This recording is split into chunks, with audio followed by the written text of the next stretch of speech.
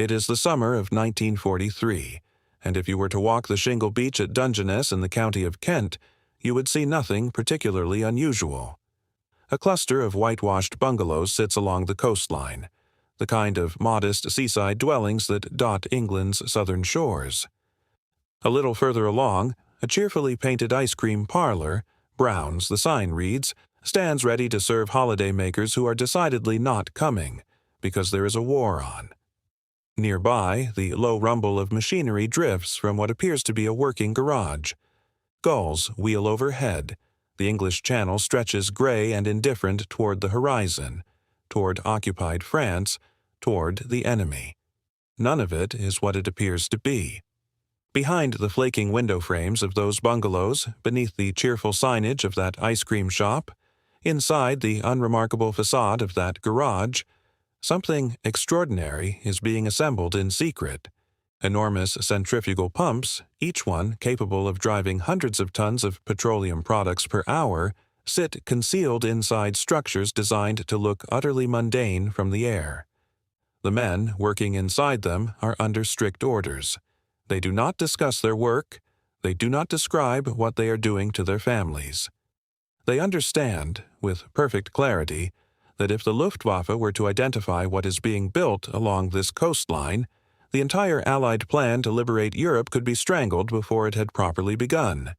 What they are building is PLUTO, the pipeline under the ocean, and the question of how to hide it from the enemy, how to disguise the most ambitious fuel supply operation in the history of warfare, would produce one of the most creative deceptions of the entire Second World War. This is the story of how Britain fed an army across the bottom of the English Channel, and how a collection of fake bungalows, a fictitious ice cream shop, and one of the most audacious engineering programs ever attempted kept the Allied advance alive when petrol was, quite literally, the difference between victory and defeat. To understand why PLUTO had to exist and why it had to be hidden so carefully, you first need to understand the terrifying arithmetic of modern mechanized warfare. By 1943, the Allied planners preparing Operation Overlord, the invasion of Nazi-occupied France, had run the numbers, and the numbers were alarming. The British War Office estimated that petrol, oil, and lubricants would account for more than 60% of the total weight of all supplies required by expeditionary forces on the continent. 60%. Not food, not ammunition, not medical supplies, fuel. Every tank, every lorry, every aircraft, every generator, every ship's engine. An advancing armored division consumed fuel at a rate that would astonish civilian sensibilities. Just to keep a single corps moving required hundreds of tons of petroleum products every single day. And how was this fuel to be delivered? The traditional answer was tankers, ships crossing the channel loaded with petroleum, offloading into coastal storage tanks on the French side. But the planners could see immediately why this was inadequate. Tankers were slow. They were vulnerable to submarines lurking in the channel, to air attack, to the caprices of the weather. The channel in late 1944 was no place for reliable surface logistics. Beyond that, the port facilities on the French coast, Cherbourg, Boulogne, would likely be sabotaged by the retreating Germans before they could be captured and used. And even if ports were seized intact, the capacity of coastal tankers to offload into damaged or destroyed harbor infrastructure was severely limited. The advancing Allied armies would need, conservatively, 800 tons of fuel per day simply to keep moving. Tankers, even operating at full capacity, could not guarantee that supply. One serious storm, one successful German air raid on a fuel convoy, one blocked harbor, and Patton's tanks would grind to a halt on some Norman country road whilst the Wehrmacht reorganized itself behind the next river. The fuel problem was not merely logistical, it was existential. The planners needed something that could not be sunk, could not be weather delayed, could not easily be bombed. They needed a pipeline. The trouble was that no one had ever built one across the floor of the English Channel. No one had ever attempted anything remotely like it. The man who first saw the solution was Arthur Hartley, chief engineer of the Anglo-Iranian Oil Company. Working in collaboration with Admiral Lord Louis Mountbatten, then head of Combined Operations, Hartley looked at the technology already being used to lay telegraph cables across ocean floors and asked a radical question. Could a pipeline be built using the same principles? Could you encase an oil pipe within layers of lead, steel wire, and bitumen-soaked tape, essentially treating it like a piece of armored cable, and simply roll it off a ship across the channel bed? The answer, after 2 years of frantic development and testing, was yes. But the engineering required to get there was extraordinary. 2 types of pipe were ultimately developed. The first, designated HAIS, an acronym drawn from the names Hartley, Anglo-Iranian, and Siemens, who manufactured it, was a 3-inch diameter lead pipe surrounded by successive layers of prepared paper tape, bitumen-impregnated cotton tape, 4 layers of mild steel tape, jute bedding, steel armor wire, and a final outer wrapping of jute serving. The resulting cable was robust, flexible, and weighed approximately 55 tons per nautical mile. Each completed mile of HAIS pipe looked, and indeed functioned, much like the telegraph cables already snaking across the Atlantic. It could bend without fracturing. It could withstand the pressure of the channel floor. It could, crucially, be rolled onto enormous drums and paid out behind a moving ship. The second type, designated Hamel, named for engineers H.A. Hammock of the Iraq Petroleum Company and B.J. Ellis of Burma Oil, was a somewhat simpler welded steel pipe of identical 3-inch diameter. Hamel was cheaper and faster to produce than HAIS, though it was less durable. Its life expectancy in the channel was estimated at around 6 weeks, and in practice it failed at intervals of between 52 and 112 days. But in the brutal logic of wartime engineering, 6 weeks of reliable operation was 6 weeks of fuel reaching France, and that was enough. To lay these pipes, the engineers devised the conundrum: a massive cylindrical steel drum, 30 feet in diameter and over 5 times the height of a man, each one weighing in the region of 250 tons and capable of carrying up to 60 nautical miles of pipeline wound around its circumference. These drums would be towed across the channel by ocean-going tugs, revolving at precisely the speed of forward progress so that the pipe paid out smoothly behind them without kinking or snapping, settling to the floor of the channel as the ship moved forward. The first full-scale trial of the system was conducted across the Bristol Channel between Swansea and Watermouth in North Devon. 83 kilometers of pipe laid in a single continuous operation to prove the concept could work. But the pipe itself was only half the problem. To push fuel across 70 miles of undersea pipeline required immense pressure, and that pressure had to be generated somewhere. It had to be generated on the English coast, and that meant building pumping stations, large, industrial, obviously military installations, right on the Channel shore. Installations that, from the air, would be immediately recognizable to any Luftwaffe reconnaissance pilot as critical infrastructure to be bombed into rubble. This was the deception problem, and it was the problem that drove the most imaginative solution in the entire PLUTO enterprise. The pumping stations could not be hidden in conventional ways.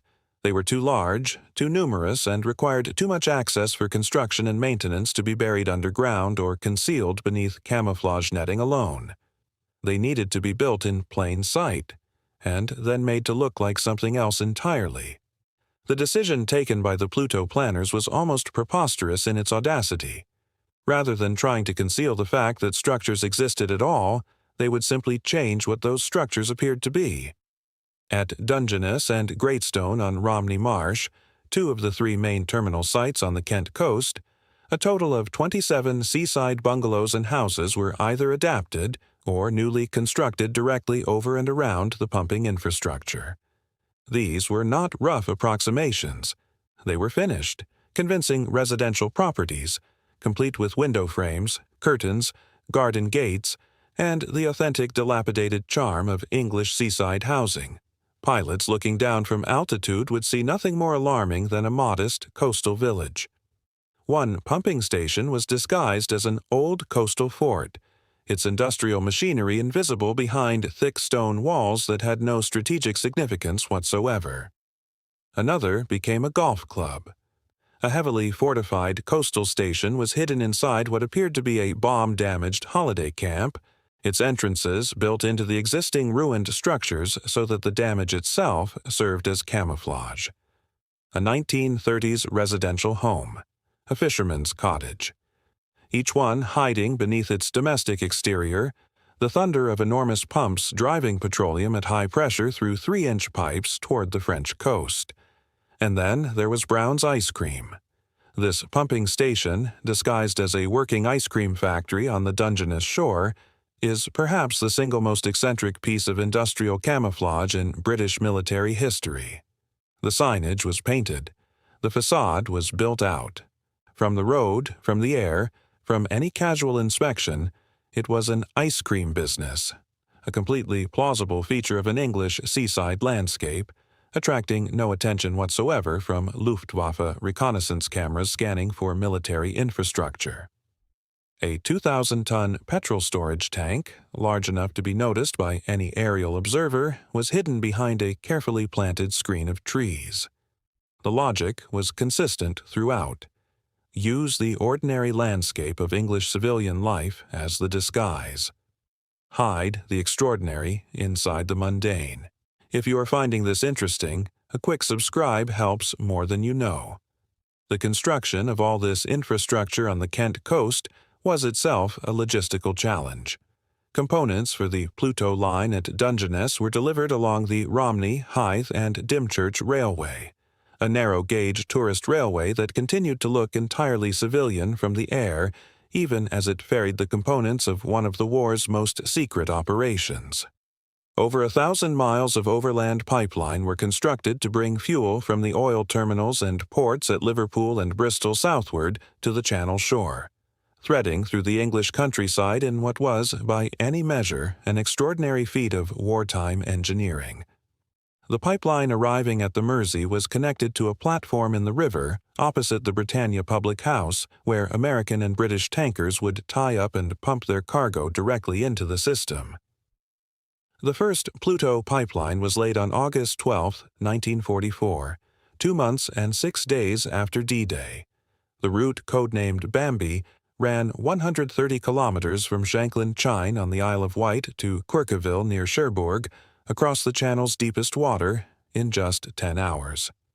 The operation required extraordinary precision. Any kink or sudden stop in the conundrum's revolution risked fracturing the pipe at depth where repair was essentially impossible. The tugs moved steadily. The drums turned. Behind them, mile after mile of armored pipe settled to the floor of the English Channel. The initial results were mixed, and honesty demands acknowledgement of that. During the period between June and October 1944, the PLUTO network carried an average of only 150 barrels of petroleum per day, barely 0.16% of total Allied consumption during the same period. The early Bambi lines to Cherbourg ultimately failed when pressure was increased in October, forcing their abandonment. The engineering had outpaced the operational planning, and the rate at which Cherbourg itself had been taken and made ready had created bottlenecks that the pipeline alone could not resolve. But the engineers persisted. 17 additional lines, 11 HAIS and 6 Hamel, were laid from Dungeness across the shorter 30-mile Strait of Dover to Ambleteuse in the Pas-de-Calais, under the codename Dumbo. The results of this second phase were dramatically better. In January 1945, the system was delivering 305 tons of fuel per day to France. By March, that figure had increased tenfold to 3,048 tons per day. By May 1945, PLUTO was pumping 4,000 tons, approaching 1 million imperial gallons, across the Channel floor every single day. The disguised pumping stations performed their role throughout. Not one of the fake bungalows, ice cream shops, golf clubs, or fishermen's cottages was successfully identified as a military installation by German intelligence. The deception held. The German equivalent of PLUTO was essentially non-existent. The Wehrmacht and the Luftwaffe depended heavily on road and rail transport for petroleum logistics, a system devastatingly vulnerable to Allied air power. The systematic destruction of German fuel supply lines by RAF Bomber Command and the United States Army Air Forces throughout 1944 and into 1945 contributed significantly to the Wehrmacht's inability to mount sustained counterattacks, with the fuel crisis becoming acute during the failed Ardennes offensive in December 1944, when German armored units ran dry in sight of their objectives. It was a bitter irony that the weapon the Nazis lacked, a reliable, hidden, continuous supply of fuel, was precisely the weapon their enemies had spent 3 years secretly constructing beneath the sea they failed to control. German engineers were, by any measure, extraordinarily capable. Their synthetic fuel program, the hydrogenation of coal into petroleum products, was a genuine technological achievement that kept the Wehrmacht mobile for years longer than its natural oil reserves could have managed.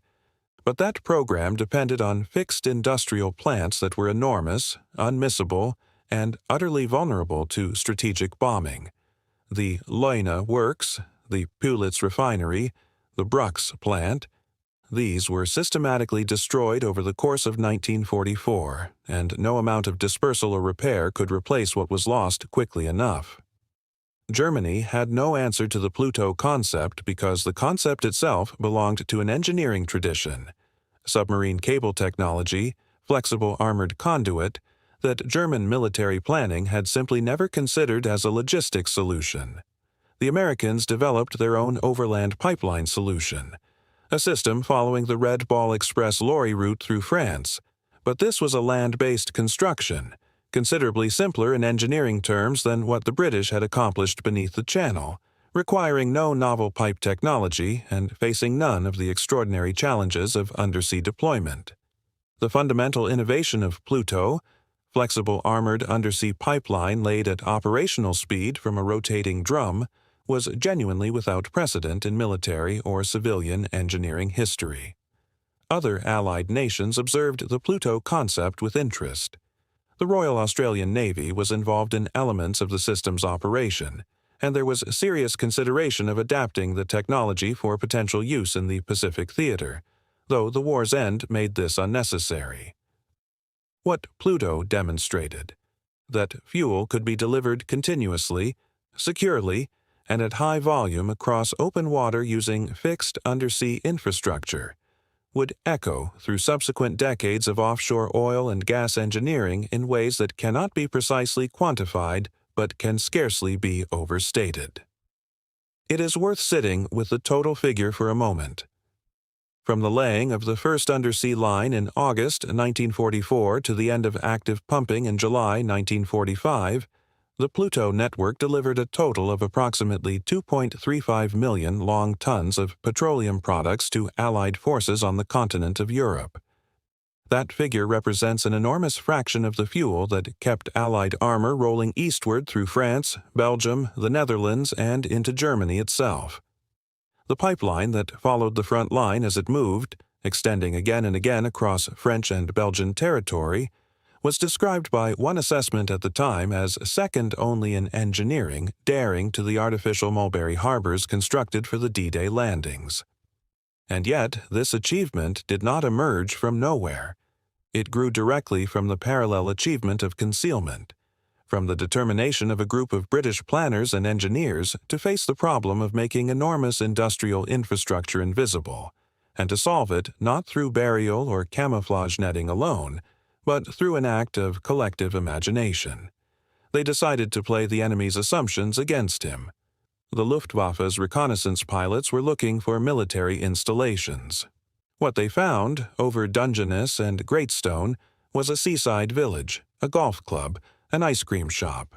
The cognitive leap required to see through that disguise, to recognize that an ice cream parlor on the English Riviera might be routing petroleum to Normandy, apparently proved too great. Some of the structures survive. The former pumping station that once bore the Brown's ice cream sign now operates as a miniature golf facility, which has a certain symmetry to it. What was built as a fake leisure attraction to conceal a fuel pump is now a genuine leisure attraction with no secrets at all. PLUTO House at Dungeness remains. Several of the bungalows still stand along the Great Stone shoreline, as ordinary and unremarkable now as they were designed to appear during the war, though for very different reasons. Return, then, to that shingle beach at Dungeness in the summer of 1943. The whitewashed bungalows, the Brown's ice cream sign, the rumble of machinery from the ordinary-looking garage, a Luftwaffe reconnaissance pilot, cruising at altitude above the Channel coast, looking down at his photographs and seeing nothing of concern. A quiet English seaside in wartime, modest and civilian and entirely unremarkable. Beneath the surface of that ordinariness, the engineers and oil company men and royal engineers were building the arteries of liberation. The pipe, being wound onto enormous drums in Bristol and on the Isle of Wight, would soon lie on the floor of the Channel, invisible beneath 30 fathoms of cold gray water, carrying the fuel that would drive Shermans through the Bocage and Spitfires over the Rhine and lorry convoys across a dozen European borders. The camouflage was not merely a matter of paint and carpentry. It was a philosophy. Britain in the Second World War became extraordinarily accomplished at hiding things, deceiving the enemy about landings, about troop dispositions, about intentions, about infrastructure. Operation Pluto's deception was perhaps the most domestic of these achievements, the most quietly English in its character. We will hide our industrial miracle inside an ice cream shop. We will run 1,000 miles of pipeline to a fisherman's cottage. We will install the pumps that will fuel the liberation of Europe inside a 1930s bungalow with net curtains in the window. Over 1 million gallons a day crossed the floor of the English Channel at the height of Pluto's operation. They crossed in 3-inch pipes, through lead and bitumen and steel wire, pushed by pumps hidden in 27 houses that were not houses, moving fuel from Liverpool and Bristol to lorries somewhere east of Paris. The Luftwaffe never found them. The pipeline never stopped. The ice cream shop won the war.